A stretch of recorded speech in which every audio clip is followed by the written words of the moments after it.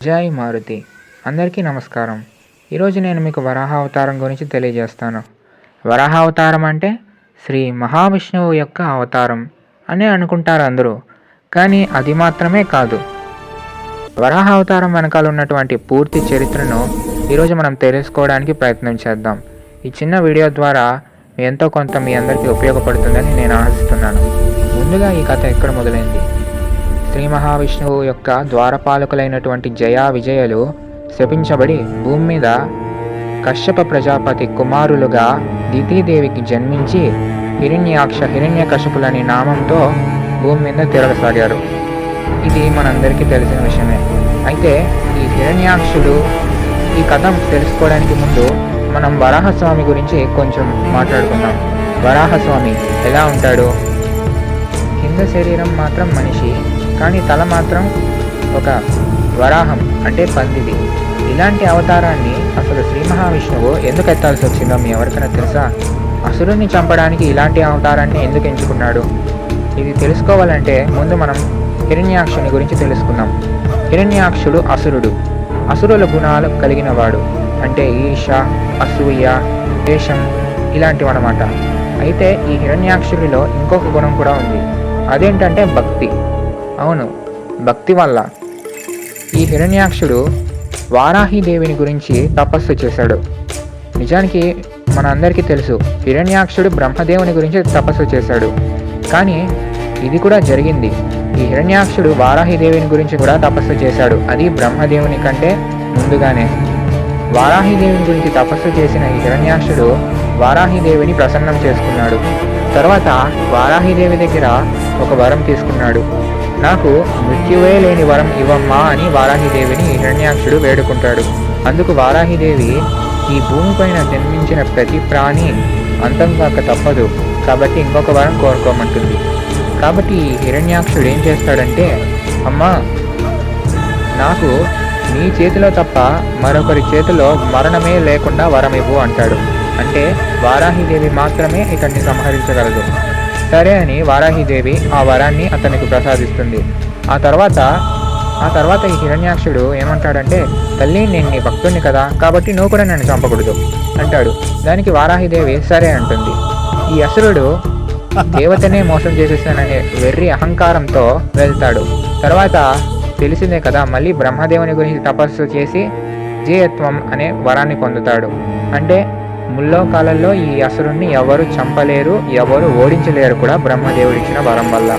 తర్వాత ఏం జరుగుతుంది? అందరికీ తెలిసిన విషయమే. శక్తులు సమకూరిన ఈ అసురుడు మొత్తం 3 లోకాలను బాధించడం మొదలు పెడతాడు. ఆ తర్వాత అందరూ శ్రీ మహావిష్ణువు దగ్గరికి వెళ్ళి వేడుకుంటారు. దానికంటే ముందు ఈ అసురుడికి శ్రీ మహావిష్ణువుకి అంటే ఎక్కువ కోపం అన్నమాట. శ్రీ మహావిష్ణువు అంటే అసూయ, ద్వేషం. తాను రాక్షసుల జాతికి సంబంధించిన వాడని, శ్రీ మహావిష్ణువు దేవతలకు మిత్రుడని, అందుకని చెప్పి శ్రీ మహావిష్ణువుని ద్వేషిస్తాడు ఈ అసురుడు.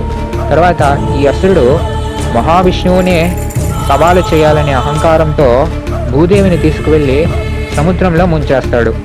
ఇక్కడ మనందరికీ ఒక సందేహం మెదులుతుంది. ఏమంటే, భూమిపైన కదా సముద్రం ఉంటుంది, మరి భూదేవిని తీసుకువెళ్ళి సముద్రంలోనే ఎలా ముంచేశాడని. నిజానికి ఇక్కడ భూదేవి అంటే భూమి, సముద్రం అంటే నీటి సముద్రం కాదు. నిజానికి భూమి ఈ గ్రహాన్ని తీసుకువెళ్ళి ఈ సౌర కుటుంబానికి దూరంగా ఎక్కడో దాచేస్తాడు.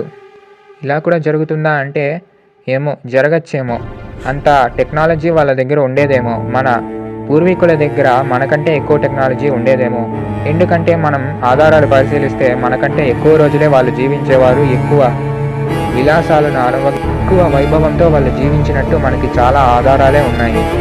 మనకంటే ఎక్కువ జ్ఞానం వాళ్ళ దగ్గర ఉంది. మనం ఆ జ్ఞానం అంతా కోల్పోయాం కదా. తక్షశిల ఇలాంటి విశ్వవిద్యాలయాలు ధ్వంసం కావడంతో మన దగ్గర ఉన్నటువంటి ఈ జ్ఞానం నామం మాత్రానికే పరిమితం అయిపోయింది.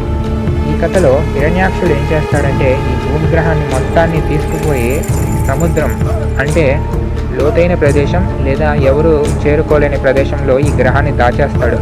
అప్పుడు దేవతలందరూ వెళ్ళి శ్రీ మహావిష్ణువుని సహాయం కోరుతారు. అప్పుడు భూదేవి కూడా ఎంతో శోకిస్తూ ఉంటుంది. దాంతో శ్రీ మహావిష్ణువు కరుణిస్తాడు. కరుణించి వరాహ అవతారాన్ని పొందుతాడు. అసురుడు కోరినట్లుగానే వారాహీదేవి మాత్రమే అతన్ని చంపగలదు. వారాహీదేవి శక్తిని అంశను మరియు శ్రీ మహావిష్ణువు యొక్క శక్తిని అంశను రెండింటినీ కలిపి ఒక అవతారంగా తీర్చిదిద్దుతారు.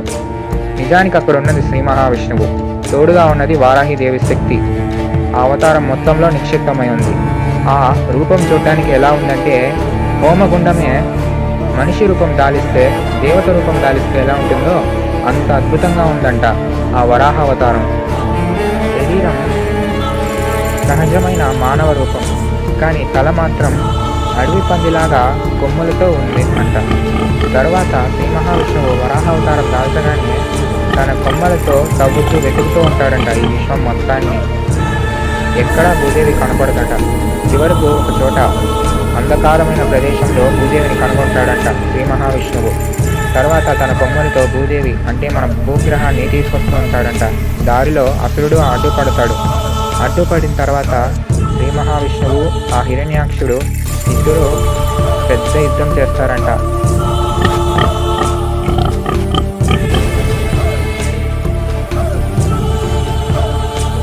ఊహించడానికి సాధ్యం కానంత భయంకరమైన శక్తివంతమైన యుద్ధం అంట.